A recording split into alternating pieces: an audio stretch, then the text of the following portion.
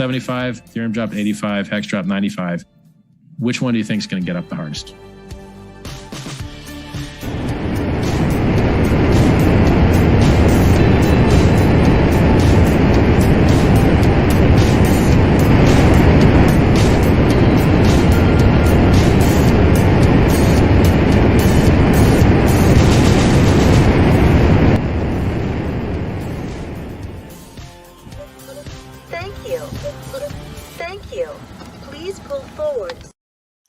Hello guys, welcome chaps and chapesses. Good morning, good afternoon, good evening. This stream coming out to you live at 12 noon Eastern, 9 a.m. Pacific, 5 p.m. for my brothers and sisters in the UK. And for those Degens in Australia, it's 2 a.m. in the morning. Get to bed, you got work in the morning perhaps. But if you haven't, hang out and enjoy the stream. So welcome everyone, welcome to chapter 4, Meet the Goddess of Good Luck. And today, speaking of good luck, I am blessed to have one of our YouTube and crypto brethren. Here is ZENITH. Zach, caught you there, caught you. Hey ZENITH, thanks for joining us.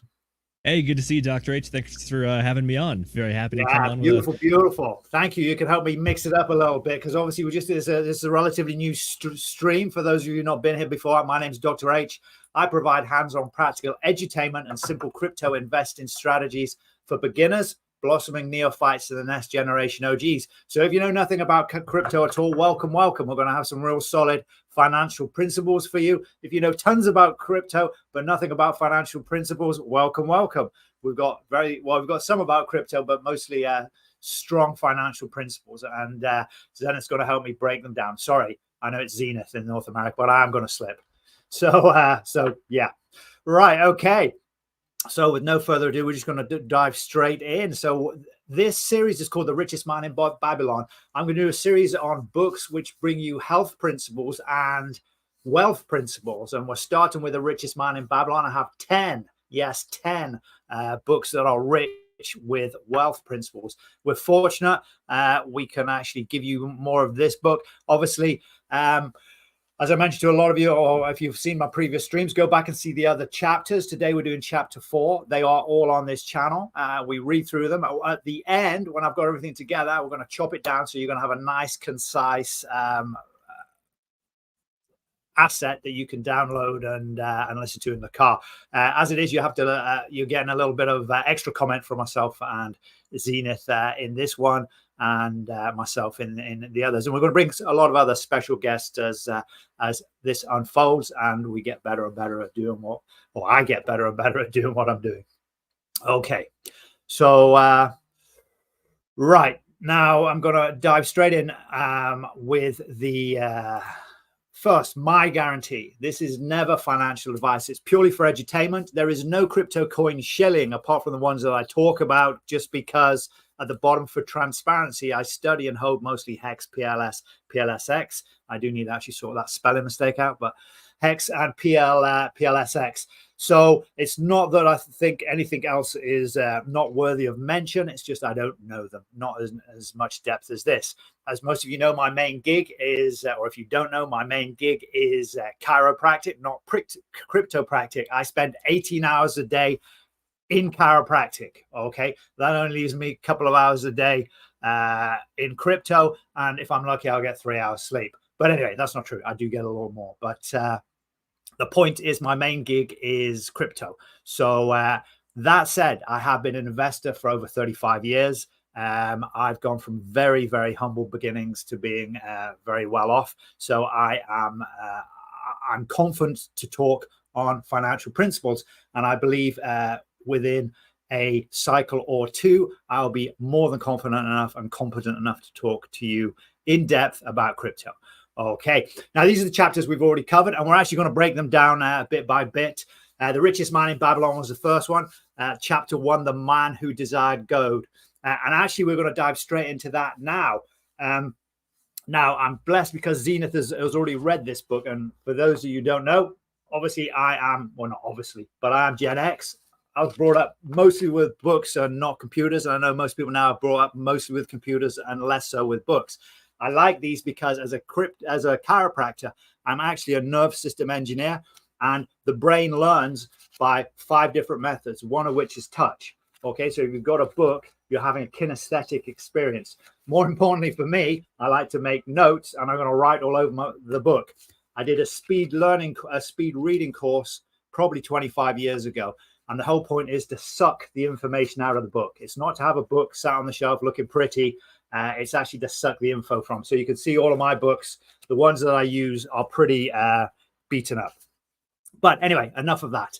So for those of you that have already listened to chapter 1, if you haven't, there'll be a link in the description later on. But just go to the channel under the playlist Richest Man in Babylon. You can find all of these chapters. Chapter 1 talks about Bansia, the chariot maker. He's the fat chap in the top left there.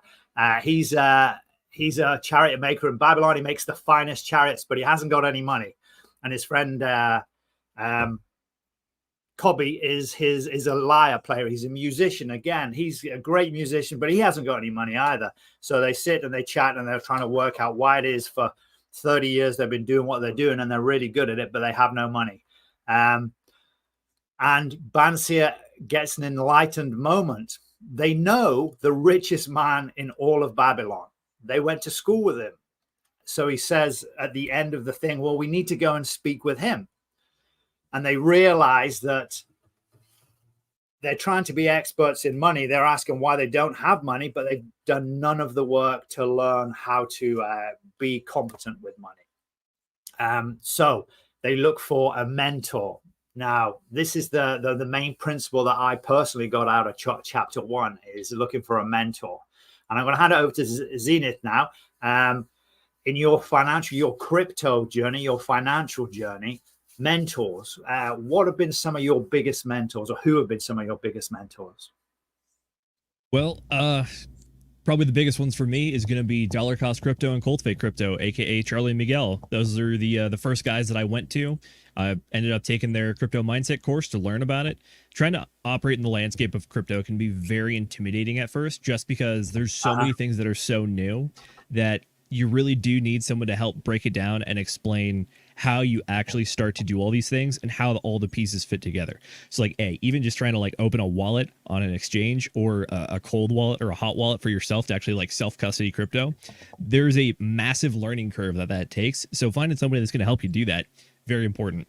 And then on top of that, there's all kinds of other things to do, because there's a million cryptocurrencies out there, but you're trying to figure out which are the good ones. And fun fact, like 99% of them are terrible. So you're really sorting through, you're looking for diamonds in the rough, so to speak. So ZENITH, just before we dive into the depths of crypto, but on your life journey, when did you realize, because clearly you didn't just go from school and think, oh, I got to get into crypto. I mean, there must have been some, or was there for you, was there a learning process to get in, like to start to understand financial principles and start to understand that crypto may be a way out of not poverty, but lack? I hear you. Yeah. I've been exposed to financial stuff for honestly the majority of my life. My parents were entrepreneurs on top of just being normal employees as well, and they also have businesses on the side. Yeah, exactly. Cool. So I'd seen that going on. And then during my time in the military, there was also this weird like through line through everything, which is that being in the military, you kind of get like bombarded by just a bunch of like groups and organizations coming in and talking to you about financial stuff. Right. And you kind of just, if you want to, you can just attend all these different like seminars and groups and meetings and whatever. And there's a bunch of people that are trying to tell you about different like opportunities that they've set up specifically for veteran organizations. And that's one of the ways that you can learn about it and whatnot. And specifically, the big thing for me when I was is that they were in the U.S. military, they were transitioning between the 20-year pension program and what's called the blended retirement system. So instead of getting the 20-year pension at the end, what they did is they set up some sort of like, it's pretty much kind of like a 401k thing through a company where they match. And is this where these mentors came in? Is this where these kind of people came in instructing you? Is it like when they were making this financial transition? A little bit. A lot of this was me trying to be self-taught, but it was me seeking out people who knew what they were talking about. Because specifically when we had that transition from the pension plan to the blended retirement system, everyone was trying to do the numbers and figure it out. It's like, okay, which one's better? Like, how do you operate it? If you're not going to stay in 20, should you do blended? If you are going to do 20, should you not do the blended? So Yeah. It honestly kind of felt very similar to what's going on right now over the Degen Roundtable, my channel, which is there's just a group of us and we're all just looking at the same data and trying to figure out what's the best way to do this. Right. So it's more of collaboration in that sense. But then as far as getting into any specific area, yeah, it's definitely looking for mentors or the people that know what they're talking about and are able to lay it out for you and then help you along the journey and kind of teach you how to learn in that space. Cool. And then mentor wise in like the financial world, what sort of mentors did you have? Like did you have, I mean, obviously your folks you mentioned, you've got them as an example.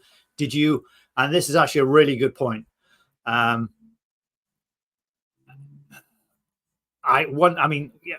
so let me ask you, because I want to hear you could, well, like your experience. Did you have any like financial people that spoke that might have been famous, half famous, or maybe even just been, you know, inspirational speakers that often they kind of delve into the financial world? Do you have any of that? I mean, I know when I left the military, for example, there's a big resettlement packages. Everyone's coming to sell you their crap.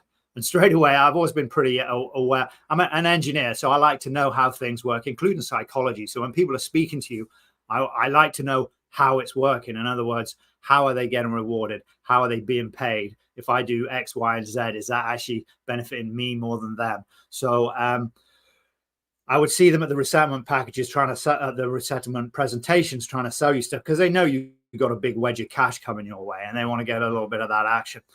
But what I actually decided to do was I went to an entrepreneurial course a friend of mine recommended. I actually traveled from the UK to Canada to see a guy called Harv Eker, who was a multimillionaire, a little bit like a kind of a smaller version or less famous version of Robert Kiyosaki. And he ended up selling a $10,000 package, which halfway through this presentation, I could see where it was going exactly. But I wanted that information because I had, after 15 years of being in the military, I had no understanding of business or how it worked. So that was like a big piece for me. Did you have any sort of epiphany like that? Honestly, it was kind of something I just seen growing up and knew that I wanted to do. Like I still, well, I guess I technically am part of an LLC ownership now, but I've always wanted to do a little bit of the entrepreneurial aspect. But at the same time, I've also been trying to like make the good steps of building a solid foundation for a career and just an educational background as well. So I'm still very much along the track of got out of college, was in the military for 5 years. Now I have one of my first jobs outside of the military, trying to build a good professional reputation here. And then at the same time, start doing stuff on the side. And then eventually one day we're going to transition away from working for someone else full time to working for myself full time. Right. That's the game plan here. This has kind of always been the game plan for me. It might be a little bit pie in the sky, but at the same time, that's why I've been building up the professional background and having that as the primary path right now. It's the old adage of like, don't quit your day job, which is that until the other one really starts to take over, keep that day job. I'll be honest, I love my job so much, I'm never quitting. You're going to bury me. That's when I'm going to quit. All right. So just talking about jobs and mentors. Now I'm not sure if it was Robert Kiyosaki. I did a lot of studying, a lot of different guys over the last 20 years. So if I misquote these, this is the principle I want you to get.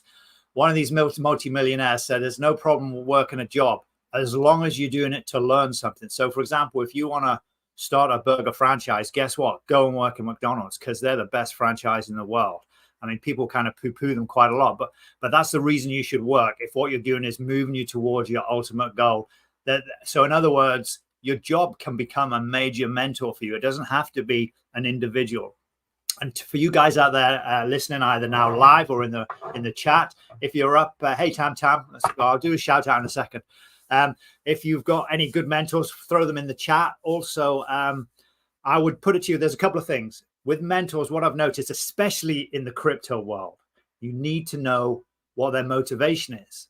Now, I actually quite like it when they say right at the beginning, sponsored by such and such. At least you know what their business model is. So like Team Crypto, I think she was sponsored by such and such. And I know Richard went on and I watched that. That was fun. At least you knew where she stood, and anything she was going to say about those products, you're probably going to ignore because, you know, obviously she's got a vested interest in talking about them. But it's the guys that don't have a don't have an obvious vested interest. For me, Obviously, most of you guys will have heard as a talk, I've got investments in Hex, Pulse, and PulseX. That's why I mention it every now and then. That's why I do these streams. But also I want to leave a legacy. I also want to leave a legacy for my children. So my children currently, they understand the idea of crypto, but they don't want to get into it. But if I can have an instructional channel that, you know, if I am called to the gods, as we talk about a little bit later, then it's not going to be a problem, because they're going to have a resource they can go to. But I also want this resource for you guys. And I am going to get to the stage where I do a program. And this has never been talked about, and it 100% should be. If you're long on crypto, you should be teaching your relatives what to do in the event that you leave this world. All right. Maybe even you're not going to die. Maybe, you get concussed for 6 months and it's right in the middle of a bull market. So you want, your oldest kid to be able to sell, but you can't quite get your head around it. So even if you're not necessarily gone completely, it behooves you to make sure they know how to deal with the family wealth. So I'm going to do that, and that'll come a little bit later. Right. So we talked a little bit about mentors. We talked about know what their motivation is. Work is also a mentor. You can learn a whole bunch of stuff, how to do things, how not to do things, studying the bosses and stuff, studying the marketing plans.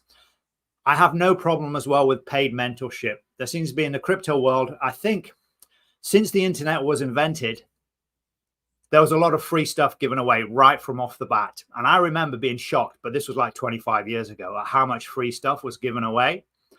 Because prior to that, there would be a bit of a discount. There wouldn't be it's 100% free because they're after your details. But now that's kind of generated an expectation that everything should be free. And indeed, this is all provided free. Now, people like Somi, Hexo, all the other great streamers, Coffee, Seven, they do a great job providing a lot of free content. But at some point, you've got to put your hand in your pocket if you truly value that. And the reason I believe that is a natural principle. An apple grows on a tree, you bite it, you eat it, you poop out the seeds, you grow new apple trees. That's the exchange. You spread the seeds around, or they fall and get taken away by animals and left, and then they grow. The seeds being spread around is the benefit that the apple tree gets. So there's always an exchange going on at some level, or there should be. So yeah, and there's the point I was going to make. There is, if you know that the mentor has the same principles as you, there should be no problem with you paying money for that information, and obviously a reasonable payment, and it's got to work for you.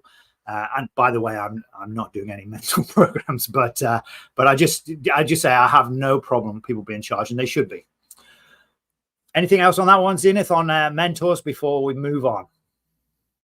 No, I mean, I think you had a really interesting point that could devolve into an entire stream, which is that, yeah, in the beginning of the internet, a lot of stuff was given away, like kind of purely for free. Yeah. And then we had the whole data collection aspect of it. Call me in. Yeah, I'll be on that stream. Yeah, but the thing that we're at right now is you can look at like this stream, for example, and like what you and I do, which is that it's part of exactly what you talked about previously, which is that you're building the library of professional content to build credibility. That is why it's free, is that you're putting this information out there to build yourself up so that you can point to it later. It's the professional version of clout chasing, I'm going to call it, which is that we're not trying to be famous for the sake of being famous, but it's the idea of building a professional reputation, but we have to do it on the internet now, and having that good library of content to point back to and say, this is my body of work, judge it for yourself. And the amount of people that follow me and have liked this content themselves. That's a very quick and easy way, especially in today's day and age of the internet, to try to like point towards credibility. And I think it's well worthwhile, because at the same time, people will be able to find out if you're kind of full of crap or if you actually know what you're talking about, because they're going to get value out of it. So yeah, there you go. Absolutely. Yeah. So actually, this is the last point on mentors, which just sprung to me as you were talking there. Talk is cheap. We've all heard that adage. But on the internet, even when it looks fancy, like what I've done here, I mean, it's not cheap. It takes time and energy, but talk is so cheap. And what someone says is nothing compared to what they do. Okay, what they actually do behind the scenes. Now, I'm actually going to start another stream probably when I get towards the end of The Richest Man in Babylon. It's going to be called Monte Carlo or Bust. And I'm actually going to set up a wallet that you guys can watch. And we're going to drop $1,000 in there, and you can see, am I going to get to Monte Carlo? Am I going to buy somewhere in Monte Carlo? And I tell you what, parking spaces You can get a pretty cheap one for $465,000. So I may even just have a parking space in Monte Carlo. But, if I get a 465X, or if I go down to $2, that's it, I'm bust. That's less than 98.9% loss. That's probably worse than I've done. But it will all be good principles. It's all just teaching you real time with real money how to do this stuff, what to watch out for. Okay, enough of that then. So let's dive into Chapter 4, the Goddess of Good Luck. Now, how this is going to work is I'm going to read this out. I'm going to do all of the people except Arkad, the richest man in Babylon, and Zenith's going to jump in. And I don't know, we probably haven't got the same book, so I won't tell you the page number.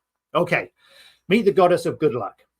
The desire to be lucky is universal. It was just as strong in the breasts of men 4,000 years ago in ancient Babylon as it is in the hearts of men today.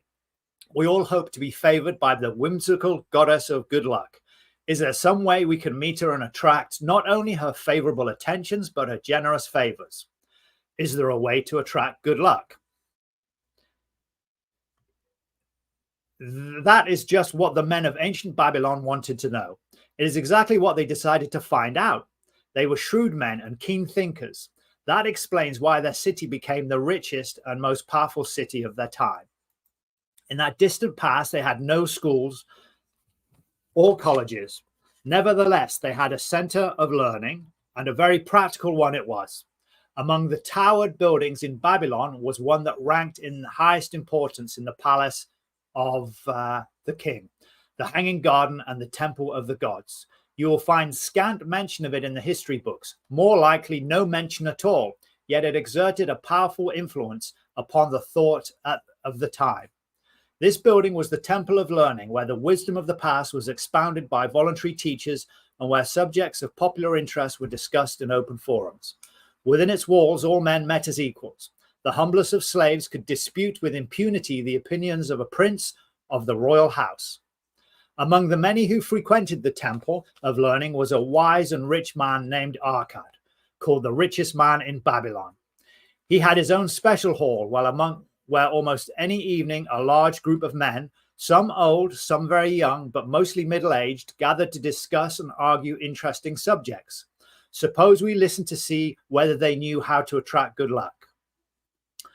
The sun had just set like a great red ball of fire shining through the haze of the desert dust when Arkad strolled to his accustomed platform. Already full 4 men were awaiting his arrival, reclining on their small rugs spread on the floor. More was still arriving. Go Zenith. What shall we discuss tonight? Arkad inquired. Okay, so after brief hesitation, a tall cloth weaver addressed him, arising as was the custom. I have a subject I would like to hear discussed, yet hesitate offer lest it seem ridiculous to you. Arkad and my good friends here. Upon being urged to offer it both by Arkad and by calls from the others, he continued, This day I have been lucky, for I have found a purse in which there are pieces of gold. To continue to be lucky is my great desire. Feeling that all men share with me this desire, I do suggest we debate how to attract good luck, that we may discover ways it can be enticed to one. A most interesting subject has been offered, Arkad commented, one most worthy of our discussion. To some men, good luck bespeaks but a chance happening that, like an accident, may befall one without purpose or reason. Others do believe that the instigator of all good fortune is our most bountiful goddess Ashtar, ever anxious to reward with generous gifts those who please her. Speak up, my friends, what say you? Shall we seek to find if there is by means by which good luck may be enticed to visit each and all of us? Yea, and much of it, responded the growing group of eager listeners. Thereupon Arkad continued. To start our discussion, let us first hear from those among us who have enjoyed experiences similar to that of the cloth weaver in finding or receiving, without effort upon their part, valuable treasure or jewels. There was pause. Go for it. There was a pause. Actually, that's what it says. That's my go-to line. There was a pause in which all looked about expecting someone to reply, but no one did. What?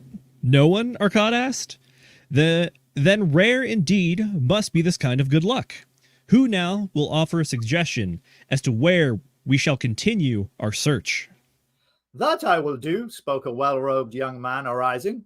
When a man speaketh of luck, is it not natural that his thoughts turn to the gaming tables? Is it not there we may find many courting the favour of the goddess in hope she will bless them with rich winnings? As he resumed his seat, a voice called, Do not stop, continue thy story. Tell us, did thou find favour with the goddess at the gaming tables? Did she turn the cubes with red side up, so thou filled thy purse at the dealer's expense? Or did she permit the blue sides to come up, so the dealer raked in thy hard-earned pieces of silver? The young man joined the good-natured laughter, then replied, I'm not adverse to admitting she seemed not to know I was even there. But how about the rest of you? Have you found her waiting about such places to roll the cubes in your favour? We're eager to hear, as we are to learn. A wise start, broke in Arcad. We meet here to consider all sides of each question. To ignore the gaming table would be to overlook an instinct common to most men, the love of taking a chance with a small amount of silver in the hope of winning much gold. Oh yeah, amen. That doth remind me of the races but yesterday. Oh, sorry, that's the listener. Yes, that does remind me of the races but yesterday, called out the listener.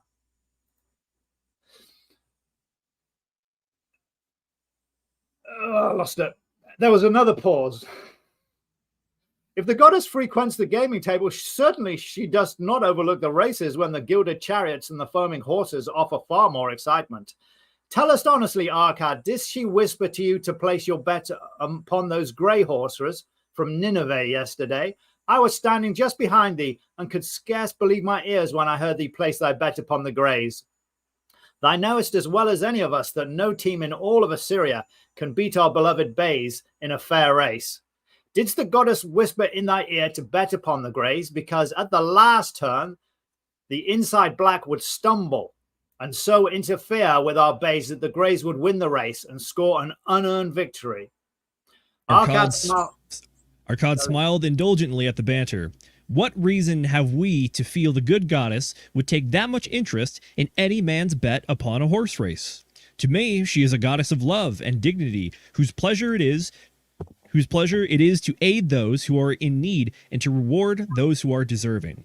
I look to find her, not at the gaming tables or the races where men lose more gold than they win, but in other places where the doings of men are more worthwhile and more worthy of reward.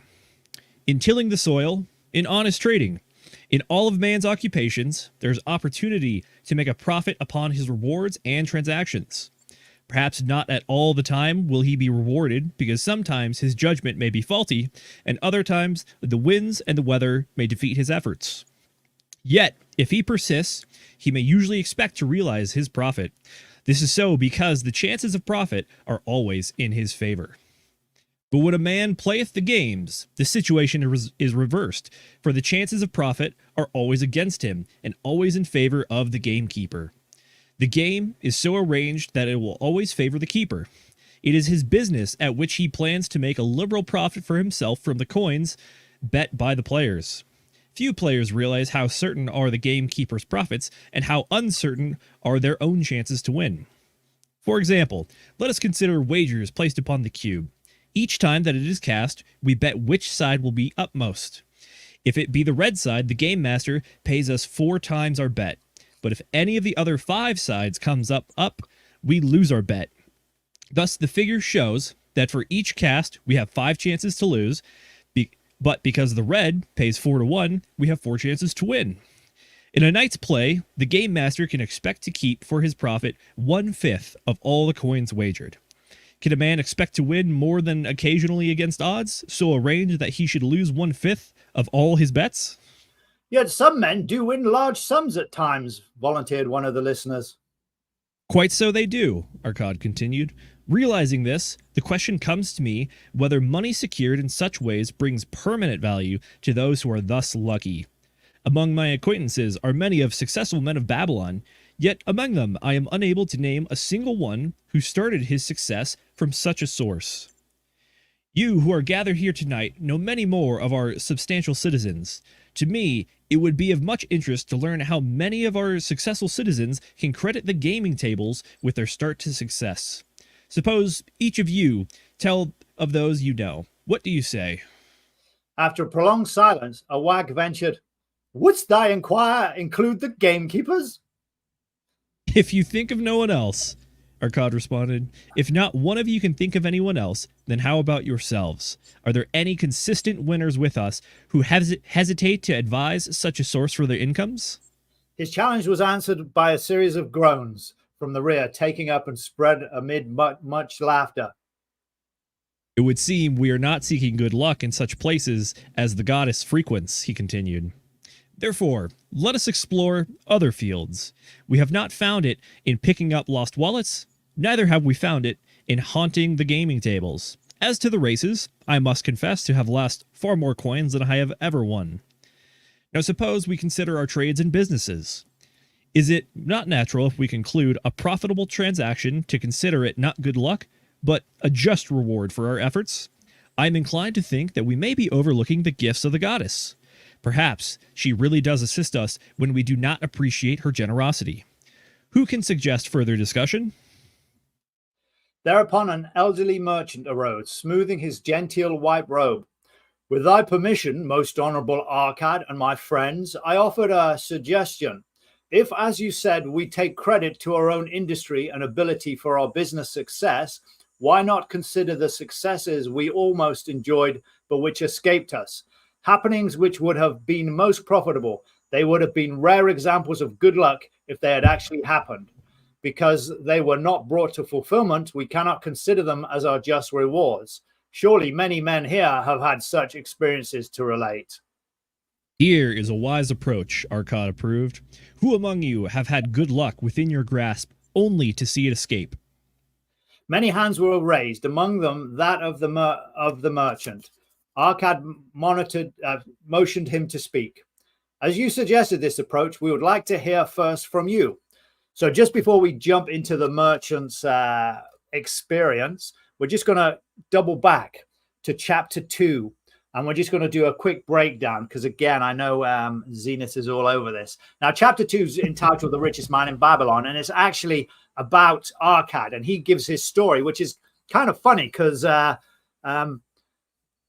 most of the mentors I've had, they've always had a good story. And Arkad talks about how he just had an urge to become wealthy. That's how it started. And the reason he had that urge is because he realized that wealth was an amplifier.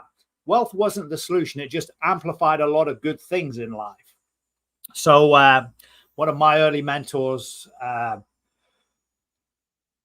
actually a lot of kind of sales courses talk about dispelling the myth of that money is evil. I mean, there's like since biblical times, there's been kind of a thing that money is evil. Like a lot of our mentors of back in the old days, perhaps religious organizations would push this idea. At the same time, obviously making sure they were getting their collections in. But the fact, what he said was, it isn't the money that's evil. It is the love of money. So if you are besotted by money and your whole aim is just to make money, then that is where you have problems. It's the love of money, because money builds schools, money builds hospitals, money helps educational institutions, and that. So I thought that was very interesting. But his understanding that wealth was an amplifier led him to start to study wealth, and he ends up in the Temple of Learning, and he's carving as a young man. He's carving on the clay tablets, because back in those days they didn't have books; they had clay tablets, and do you remember what happens after that? ZENITH, have you? I do not remember specifically from that chapter. Okay, so he has a money lender comes to him, Algamash, and he says to him, complete this tablet today. And Arkad says, well, I'll do the best I can. But at the end, he hasn't completed it. So Algamash is going to beat him, because that's what they did in those days. But he's not a slave, so he couldn't beat him. But what Arkad did was, because he had that willingness and he wanted a mentor, he wanted to start to educate himself. He basically said, look, you're a rich guy. How about we do this? If you pay me 2 pieces of copper, I'll work all night and I'll get this finished. And Algamash says, right, I'm going to give you something that's much more valuable than 2 pieces of copper. So the guy, and I'll give it to you tomorrow. And then Arkad's thinking, oh, this is going to be great. It's going to be pieces of gold and all this sort of stuff. And then the next day, Algamash comes back. He's finished the work. He's been working all night. And Algamash says, right, you got to listen to me carefully now. And he starts to give him his knowledge, his wisdom. And the first principle is that a part of all you earn is yours to keep. And he says this to Arkad, and Arkad says, well, all of I earn is mine to keep. And he points out, no, it's not. 90% of it you give away to other people straight away for your food, for your lodgings. Even if you own your own house, you've got to pay the king's taxes, which is true for us as well. You're always going to have to pay. So there's always an amount of payment. But the point he's making, if you keep 10% of all you earn, so from 10 coins going into your purse, you take one out and you put that to one side, then you'll see things develop. So he does that. And then the next year, Algamash comes back and says, how are you doing? He said, great. I have all the money I've got. I've given it to the brick maker who's going to the Phoenicians and he's going to buy jewelry. And Algamash says, that's it. You lost your money. He says, what do you mean? He says, he's a brick maker. Why the hell are you leaving your money with a brick maker to buy jewels? And I have, similar thing.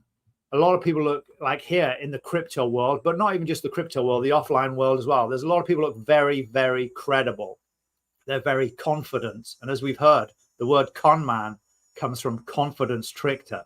They are very confident, and that's why they're con men.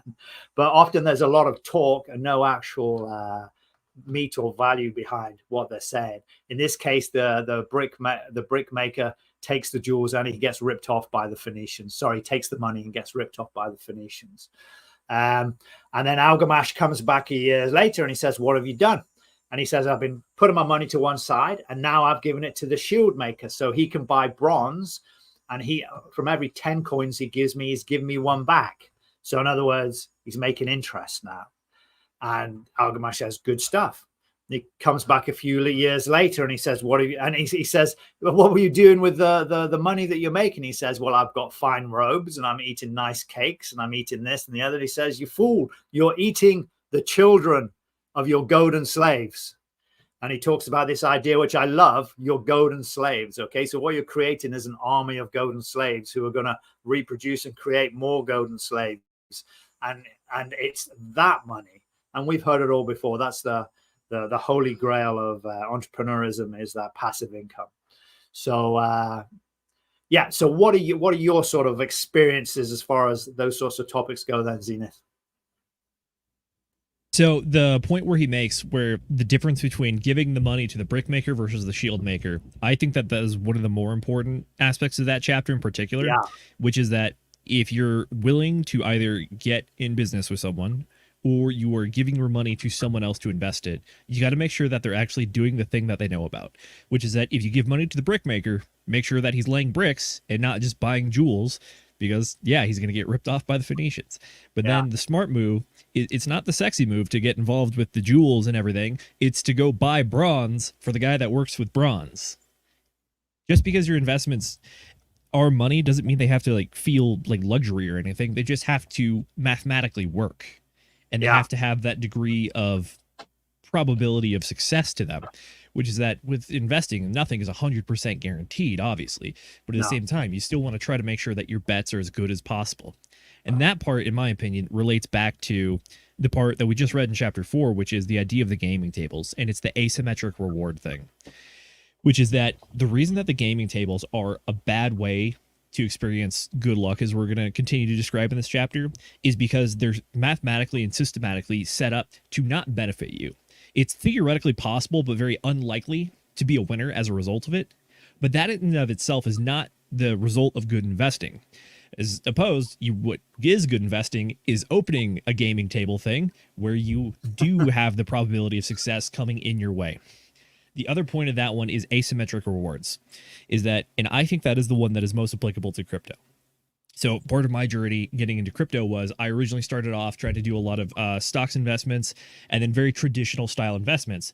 And at the end of the day, it was like, okay, cool. On any yearly basis, I can expect to have about a 10% increase in this overall. And then depending on what year it is, you got to remember that that 10% gain is averaged over a course of 10 years, which means that for every 10% up year, you might have a 10% down year. And it's just going to take time to recover from that. But the point is this, which is that cryptocurrency for me, if you look at the charts and you look at the rewards, it is that outsized reward. It is that one blue spot or the red spot on the cube that when you hit, it will quadruple your money. So when you're doing that, you also want to take into the other account from chapter we just talked about, chapter 2, which is that you want to make sure you know what you're talking about. So don't go buy random cryptocurrencies that you know nothing about, but like cultivate a strategy that you understand what's going on and you understand the market forces around it so that you are able to capitalize on those outsized wins when they do happen. That's the strategy that I've been implementing anyways. And again, like, it's not financial advice for people, and I'm not telling you what to do. This is just the way that I look at the cryptosphere and the investing strategy itself. I'm not a trader. I don't claim to be a trader. I'm an investor. I'm in this for long term. Are there times I'm going to sell? Yes, absolutely. But that's part of the built-in strategy. Cool. And just as an example, for those of you that are not so crypto minded, because I know we've got a couple of new just people to finance in general coming in. To give you an example, I've always, like, for the last 30 years, I've been involved in buying properties, renting them out. I'm not particularly like flipping them, but I can. So I'm pretty secure with that. And recently I got involved with an apartment block, which I know really nothing about. And talk about decentralized and centralized, which means there is a middleman. In this particular deal I'm involved in, and I'm not going to go into the details of it just because it's still to play out, but there's a lot of things that have come to the surface I did not expect. And it is not the, I don't believe it's going to be the investment that I originally envisaged. And I trusted a guy who was really a domestic real estate agent to, I couldn't, but I should have got, before I got involved in that deal, I should have got someone that knew what they were talking about in terms of those blocks, that type of deal, commercial real estate. I should have got a real estate lawyer. And here's the weird thing. We talked already about mentor. You don't have to pay for a mentor. In fact, some of the best ones just want to leave a legacy. So, like, for example, I've got a good friend. It turns out he's a commercial realtor. I mean, a very good one. He's been doing it for 30 years. So he got me together with one of the best realtors in the city that I live in. And he looked at the deal and was like, okay, you need to look at this, this, this, and this. And I was like, oh my God, I didn't think of any of that. But now it's really after the event. It's kind of trying to shut the door after the horse has bolted. So just make sure you got valuable advice when you, especially if it involves your wealth, because your wealth is a legacy you're leaving to your people, not just, it's a responsibility you've got for our kids and families and all that sort of stuff. I'm sure I know you guys are into it, but perhaps the younger guys out there that are just starting their journey. Yeah, there's a lot of gravitas behind what we do when we make these entrepreneurial decisions. Okay, thanks very much, Ina. So we're gonna leave chapter 2 and we're gonna carry on. We're on chapter 4, but we're just recapping our own experiences, how it applies to our financial life and crypto from chapters 1, 2, and 3 of The Richest Man in Babylon. And we're gonna wind up with our experience of 4. Okay, let's get back. Let's just see if we can mix this up a bit. There we go. Rightio.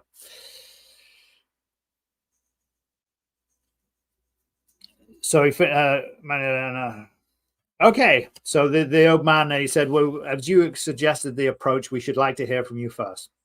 I'll gladly relate a tale, he resumed, that doth illustrate how clearly unto a man good luck may approach and how blindly he may permit it to escape, much to his loss and later regret. Many years ago, when I was a young man, just married and well started to earning, my father did come one day and urged most strongly that I entered upon an investment. The son of one of his good friends had taken notice of a barren tract of land not far beyond the outer city, the outer walls of our city. It lay high above the canal where no water could reach it. The son of my father's friend devised a plan to purchase the land, build 3 large water wheels that could be operated by oxen, and thereby raise the life-giving waters to the fertile soil. This accomplished, he planned to divide it into small tracts and sell it to the residents of the city for herb patches. The son of my father's friend did not possess sufficient gold to complete such an undertaking. Like myself, he was a young man earning a fair sum. His father, like mine, was a man of large family and small means. He therefore decided to interest a group of men to enter the enterprise with him. The group was to comprise 12, each of whom must be a money earner and agree to pay 1/10 of his earnings into the enterprise until the land was made ready for sale. All would then share justly in the profits in proportion to their investment. Thou, my son, spoke my father unto me, art now in thy young manhood. It is my deep desire that thou begin the building of a valuable estate for thyself, and thou mayest become respected among men.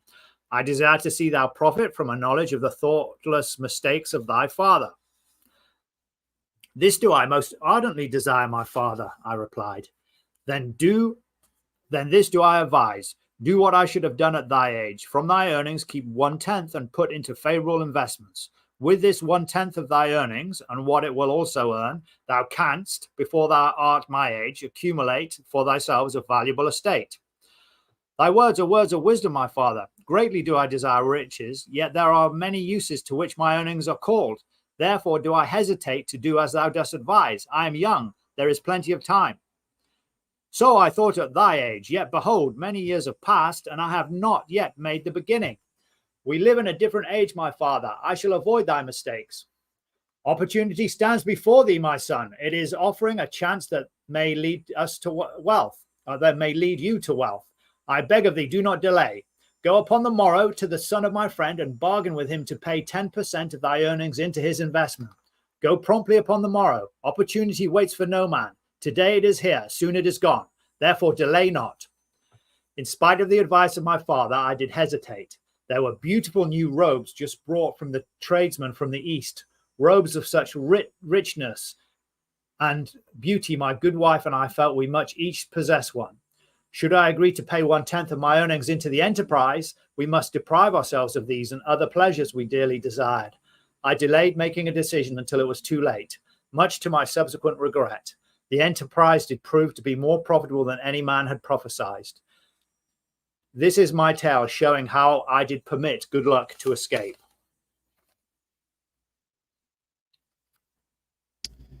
In this tale, we see how good luck waits to come to that man who accepts opportunity, commented a swarthy man of the desert. To the building of an estate, there must always be the beginning. That start may be a few pieces of silver or gold, which a man may divert from his earnings to his first investment. I myself am the owner of many herds. The start of my herds I did begin when I was a mere boy and did purchase just one piece. I did purchase with one piece of silver a young calf. This, being the beginning of my wealth, was of great importance to me. To take his first start to building an estate is good luck as good luck as can come to any man. Is this Arcad? I think this is Arcad, isn't it? No. To take his first start to building an estate is as good luck as can come to any man. With all men, the first step which changes them from men who earn that from their own labor to men who draw dividends from their earnings of their gold is important. Some fortunately take it when young and thereby outstrip in financial success those who do not take it until later, or those unfortunate men like the father of this merchant who never take it. Yeah, it is. Had our friend do you want to do the next bit? Had our friend the merchant taken this step in his early manhood, when this opportunity came to him, this day he would be blessed with much more of this world's goods. Should the good luck of our friend, the cloth weaver, cause him to take such a step at this time, it will indeed be but the beginning of a much greater good fortune. Thank you. I like to speak also. A stranger from another country arose.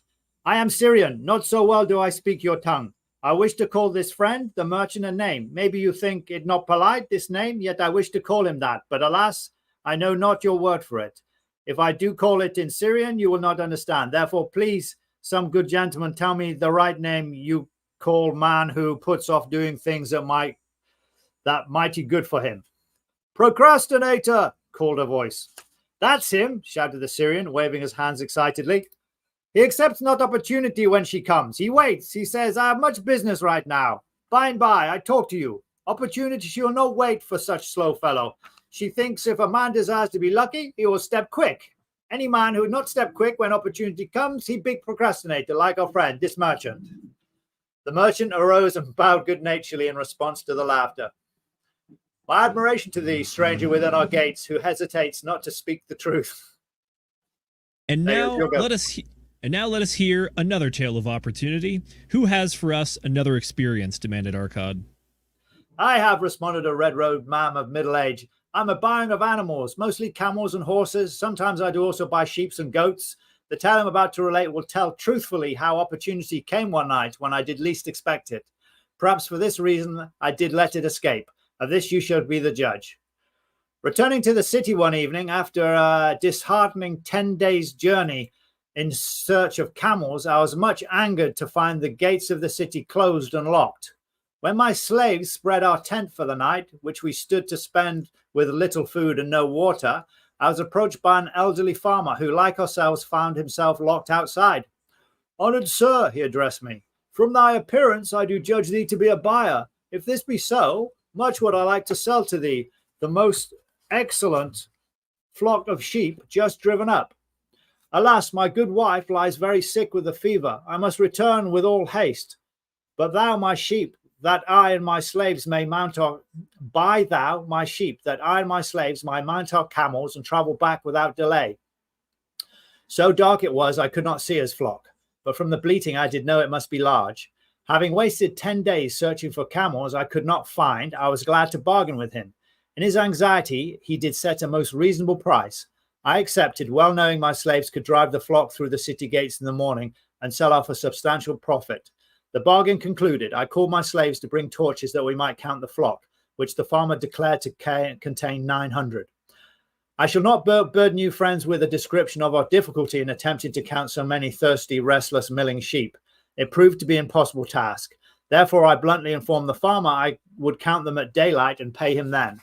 Please, most honourable sir, he pleaded, pay me but 2/3 of the price tonight that I might be on my way. I will leave my most intelligent and educated slave to assist to make the count in the morning. He's trustworthy, and to him thou canst pay the balance. But I was stubborn and refused to make payment that night. Next morning, before I awoke, the city gates opened and 4 buyers rushed out in search of flocks. They were most eager and willing to pay high prices because the city was threatened with siege and food was not plentiful. Nearly 3 times the price at which he had offered the flock to me did the old farmer receive for it. Thus was rare good luck allowed to escape. Here is a tale most unusual, commented Arcad. What wisdom doth it suggest?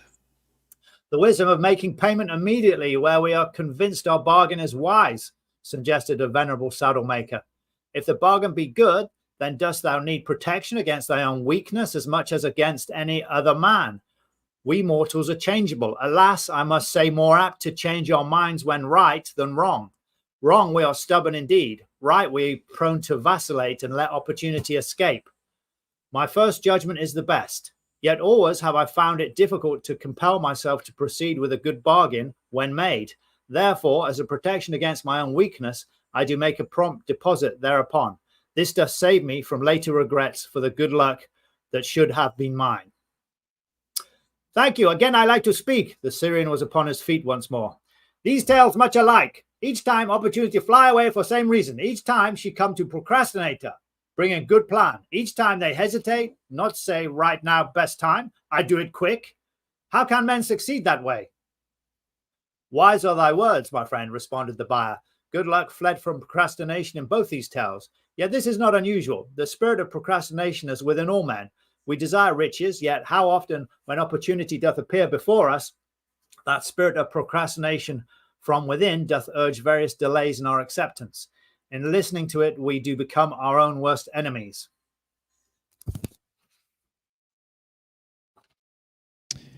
I think that's take this one. Yeah, go on. In my younger days, I did not know it by this long word our friend from Syria doth enjoy. I did think at first it was my own poor judgment that did cause me loss of many profitable trades. Later, I did credit it to my stubborn disposition. At last, I did recognize it for what it was, a habit of needless delaying where action was required. Action prompt and decisive. How I did hate it when its true character stood revealed. With the bitterness of a wild ass hitched to a chariot, I did break loose from this enemy to my success. Thank you. I like ask question from Mr. Merchant, the Syrian was speaking. You wear fine robes, not like those poor man. You speak like successful man. Tell us, do you listen now when procrastination whispers in your ear? Like our friend the buyer, I also had to recognize and conquer procrastination, responded the merchant. To me, it proved to be an enemy ever watching and waiting to thwart my accomplishments. The tale I did relate is but one of many similar instances I could tell to show how it drove away my opportunities. 'Tis not difficult to conquer, once understood. No man willingly permits the thief to rob his bins of grain, nor does any man willingly permit an enemy to drive away his customers and rob him of his profits. When once I did recognize that such acts as these my enemy were committing, with determination I conquered him. So must every man master his own spirit of procrastination before he can expect to share in the rich treasures of Babylon. What sayest, Arcad? Because thou art the richest man in Babylon, many do proclaim thee to be luckiest. Dost agree with me that no man can arrive at a full measure of success until he hath completely crushed the spirit of procrastination within him? It is even as thou sayest, Arcad admitted. During my long life, I have watched generation following generation, marching forward along those avenues of trade, science and learning that lead to success in life. Opportunities came to all these men. Some grasped theirs and moved steadily to the gratification of their deepest desires, but the majority hesitated, faltered, and fell behind. Arcad turned to the cloth weaver. Thou didn't suggest that we debate good luck. Let us hear what thou now think upon the subject. Cool. Right. Just before we're going to go on to the last bit, there's only we're almost there, guys. So we're almost there. But we're just going to cover chapter 3. We'll break that down a little bit. Now, chapter 3 is the 7 cures for a lean purse. So Arcad's given of his wisdom as far as the 7 cures of the lean purse. And the first one is starting your purse to fattening. Now, throughout the richest man in Babylon, there is something called space repetition of the primary principle. The primary principle being keep a portion of your money, i.e. a minimum of 10%, a maximum of what you like. And that is the first step to starting your purse to fattening. Controlling thy expenses, looking at what you need. And as we've heard illustrations of that through this one, even when the guy's talking about buying his big fancy robes or his Lamborghini, that sort of thing. So controlling your expenses. Then he talks about multiplying your golden slaves. So in other words, now you've got things, you've controlled your expenses, you're making savings, now you're investing and getting that coming back to you. Guarding your treasure. So in other words, not investing your treasure with your brick maker to go and buy jewels like I have done recently.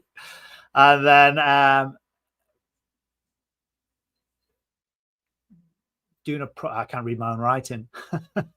I got it. Oh, that's right. Go on. Number 5 is make of thy dwelling a profitable investment. Exactly. This is the idea that if you have a little bit of land ownership or maybe some investment, you want to ensure that the place that you live is not just a money sink for you, and it'll help incentivize you. Now, I am actually shocked. I mean, this is my big thing. This is what I did when I was in the Navy. I was working in the Navy. I was making money. And I'll be honest, I blew way more money than I should have done on stupid things. All sorts of degen behavior. And that's not something I'm particularly proud of. But I did finally, at the age of 24, start to get into buying houses. But I always knew from a very early start, thanks to thanks to Rich Dad, Poor Dad, Robert Kiyosaki's book, which, guys, if you haven't read that, that's a must do. But that really changed my thinking. And I realized when I bought a house as a young single guy, it depends completely on your circumstances. It was a rundown house. I was pretty practical. But I always knew that you always need a house to live in. Okay. So one house will never make you money unless you rent out rooms. if it's a small regular house. In my case, currently, I have my entire business in my house. So I have a chiropractic practice within my house. So that to me is worth $5,000 a month. You multiply that by, that's $60,000 a year. What investment can you make $60,000 a year on? At 10%, that's a $600. So the decision to have my business in my house is worth $600,000 to me, effectively. That's the money that you would make that I'm now not spending on rent. So yeah, just being aware of that can multiply wealth in your life. Yeah, for sure. So I'm a big, and I've heard some streamers say like they don't have a house. I'm like, holy cow, I know it's not a 2x or a 3x or a 10x or 100x. It's a small percentage improvement per year, but it's steady. And if the internet goes down, you got the house. Or if you get hacked, you got the house. That they can't hack a house from you. But anyway, so that was their dwelling of proper investment. Ensure the future. Now, great book, love it.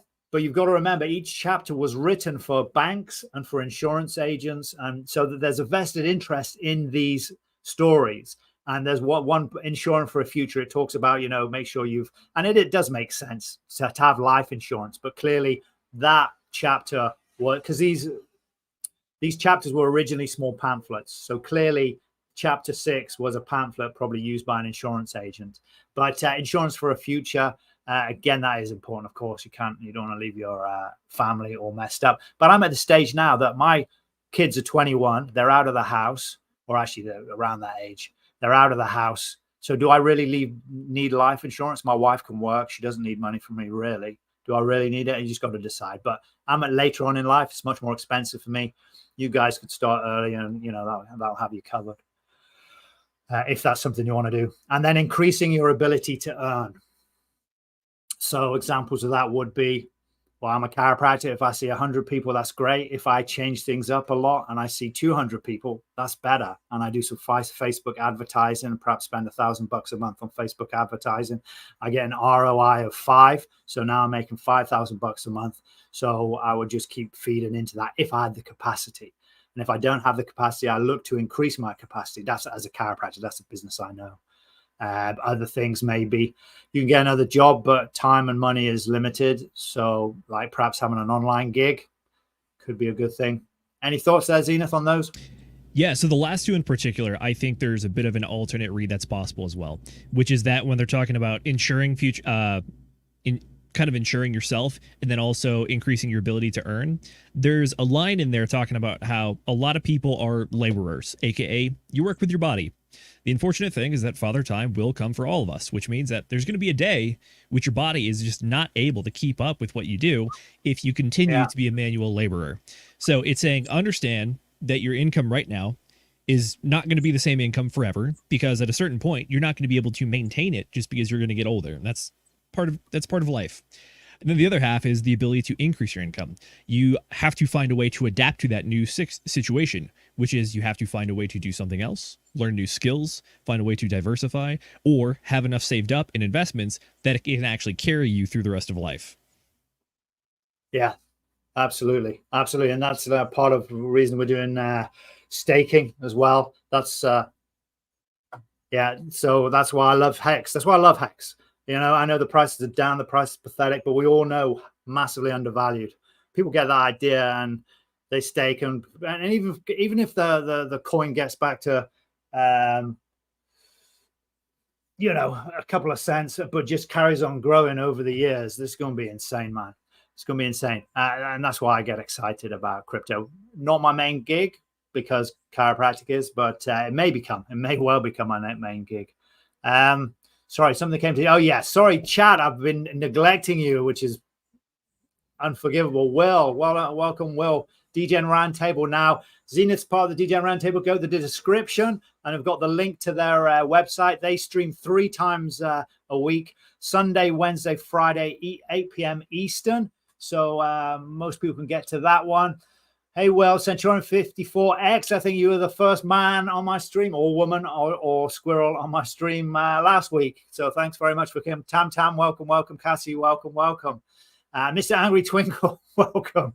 You'll love that name. So welcome all guys and girls, chaps and chapesses. Do come back next week, 12 noon. We'll be pushing some more out there. It'll be chapter 5. The 5 ways to grow your gold, I think that's what it's called. In fact, I've got the book here.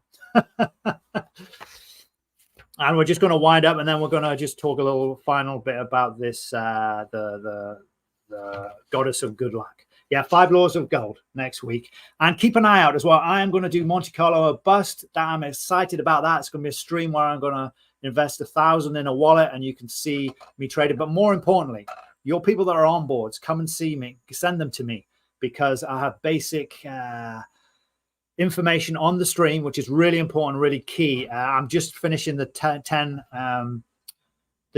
crypto commandments. I'm sorry, I've been making it for 3 months, but it takes me about 30 hours to make a 15-minute video.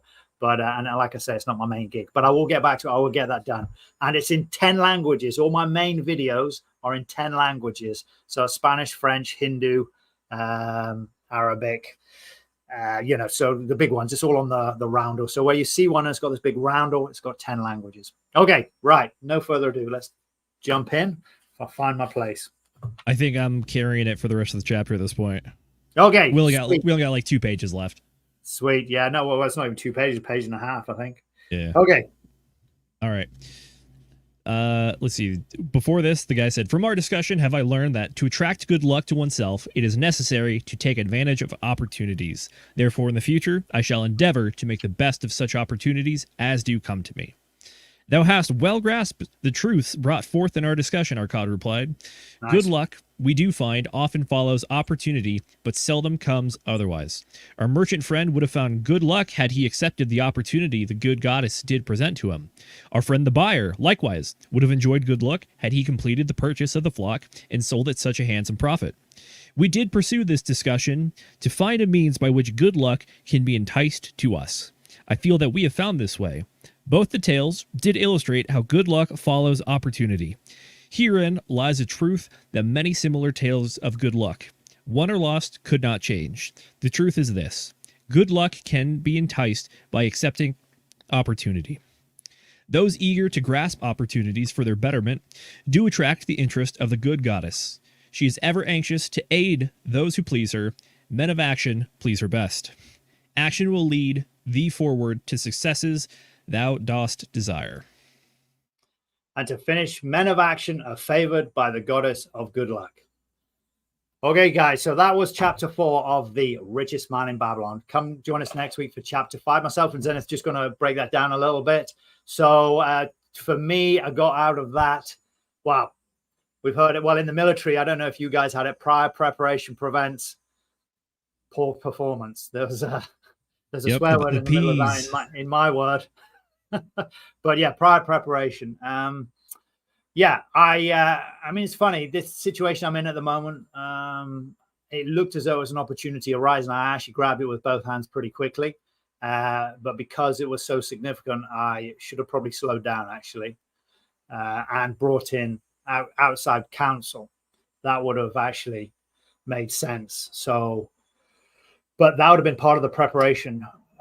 But now, I've just got to work it out in hindsight, which I unfortunately am doing. And I'll tell you guys all about that probably in a few months' time.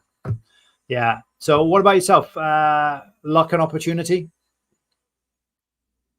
Luck is opportunity, but at the same time, just because there's an opportunity, if you're not prepared for it, you can't really capture on it as much as you want to. Yeah. I think it's something that's commonly spoken about a lot, especially in high-performing people. I know the British SAS, their motto is "Who dares wins." So the idea is that if you are willing to be bold, odds are you're going to be rewarded for it. But at the same time, it's only half the equation. The other half is your capability and actually being prepared for when opportunity comes. So in all this stuff, it seems that there's 2 sources of a hesitation. One is either just making foolish choices, like you don't invest in the land because you want to go buy the nice robes for your wife. Or the other one is that the opportunity is there in regards to the guy selling the flock of sheep, but you don't have all your I's dotted and your T's crossed and the numbers perfectly worked out. But it's a good thing, but you just don't have that 100% certainty. The point of that one is that even if once you have that gut feeling that, okay, this is actually a good choice, I don't have all the details, but that part doesn't matter. What matters is that it's here, it looks good, I've double checked it to a certain degree. I don't need to triple check it all the way again, but I need to capitalize now. Yeah. So that's the two examples from this one. Go on. Go for it.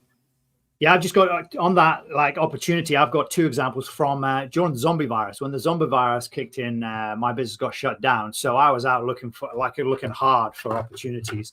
I was at the gas pump, and it was 67 cents a dollar. You go there now, it's like 168 a liter, and there's obviously only so much gas you can put in your car. No one was driving around. Everyone thought the world was coming down, and I was like, I can't stop filling my bath with gas, or like big barrels in the garage. So I decided to buy as much petroleum stock, which I've never touched and I don't know anything about, but it was just like, it's down, but it's coming back. And I looked at the charts. I did a little bit. Well, I don't know any analysis. I just looked and saw that it was way down. And I bought, and the government at the time was giving $60,000 grants for businesses that were screwing up. So it was a bribe, really, but interest free. So I borrowed that interest free, moved some money around, used the money I had to buy the stock. The stock doubled in 2 years. So for stock, that's obviously good. For crypto, not so much. It was a 2x in 2 years, so 50% interest, and then sold it at the top, $2. It was $2 at the top when I sold it. So again, that was luck. I was in the right place, but also, yeah, we know the nature of human beings. We're very fearful there. They were very fearful, and I did my buying there, and I actually bought a house that again that doubled in value. At the same time, I went to a little village. The prices were depressed, which was strange because in my city the prices were over elevated. So it's just a matter of finding that bottom. You're looking for the bottom. It's not always obvious, but I went in there and I knew what the number should have been, and I knew that it made sense. So again, I bought a house. I doubled the money on that in 2 years. So that was just taking the opportunity, but knowing, and I knew what I was looking at though. There, I knew the numbers and stuff. So yeah. Anyway, so that's it. That's mine. And you were about to say you to finish there, ZENITH. No, I think that this is one of the chapters where it's less of like the straight up rules for life, more an examination of like how your actions can determine your outcomes. So I think it's important in that. And in particular, it's for people being investors, there's two timing things with it. The first one is that it's the guy who didn't invest in the land because he thought that there might be a chance to do it later. And even his dad was telling him like, hey, you got to do this while you're young, because that's when you have time on your side. If you're young and you don't have money, you have time. If you're older and you don't have time, hopefully you have money. But it's a bit of a shifting thing where it's like you have one at one point in your life. You got to capitalize on what you have. So if you are young, you can really benefit from compounding interest and make those gains that people wish that they could have had. So, I mean, obviously none of us are 20 years old anymore, so we can't go back in time and make investments back then, nor can we turn back the clock on things that have been. So the issue really is that if you think that there is something that you're interested in and you think it's good, it's probably better to make the decision now to get in as opposed to hope that it's going to be there in the future. Because I can guarantee you it exists now if it exists now. I can't guarantee you that it's going to exist later. Yeah. So I like Hex. That's why I jumped in. I heard it, saw it, just like I saw that gas pump price. I knew what I needed to do. And I'm 98% down like everybody else. But I know I just got an underlying belief. And it's not blind faith either. So pleased with my decisions with crypto so far. Look forward to working with you guys, seeing you guys around. Do come back. Do send your people. First of all, support ZENITH and the guys at the Degen Roundtable. Description is their link is in the description. Do come back next week. Send some people. If you could send this tweet out on your Telegrams and your X's and your Twitters, that would be super awesome. Put some comments in after the event. That helps to pump the algo, which in turn is going to help to pump your bags, everybody. Okay, so awesome seeing you, and I shall see all you lovely people next time. Dr. H and ZENITH. Hopefully, hold on if we can do this. Out.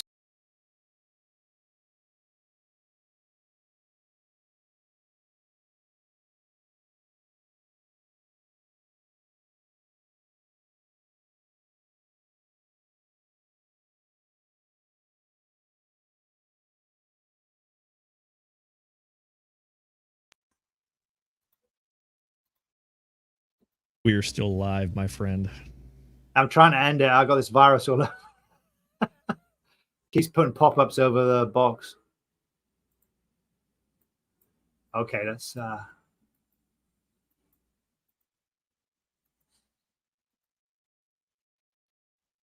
I'm gonna crash out.